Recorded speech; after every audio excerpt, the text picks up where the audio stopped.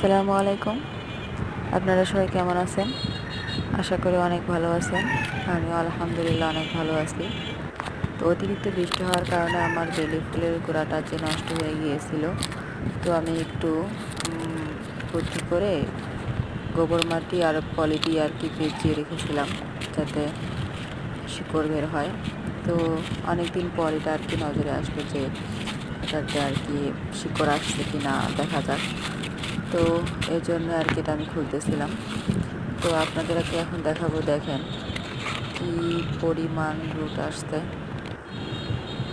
আর এই যে দেখেন আমি কেটে নিয়েছি এখান থেকে, তো এত পরিমাণে শিকড় আসছে কি বলবো। তো আপনারা তো দেখতেই পাচ্ছেন কি পরিমাণ শিকড় আসছে। তো এই গাছগুলো আমি আর কি অন্যভাবে লাগাবো অন্য জায়গায়। এগুলো ভাবলাম আপনাদের সঙ্গে শেয়ার করি যে এভাবে গ্যাপটিং করে গাছ বাঁচানো যায়। তো পরে আমি এইটার গোড়াটা দেখলাম যে দেখি গোড়াটা বাঁচানো যায় কিনা। এই জন্য আমি গোড়াটাকে উঠিয়ে অন্য একটা জায়গায় আর কি লাগিয়ে দিয়েছি। তো যদি এটা আর কি বেঁচে যায় তো এই ভিডিও আপনাদের সঙ্গে পরে শেয়ার করবো ইনশাল্লাহ। তো অবশেষে ফাইনাল রেজাল্ট দেখেন আমার। তো এই যে ফাইনাল রেজাল্ট আমার এই গাছগুলো আর কি আমি ওয়ান টাইম গ্লাসে লাগিয়ে দিয়েছি।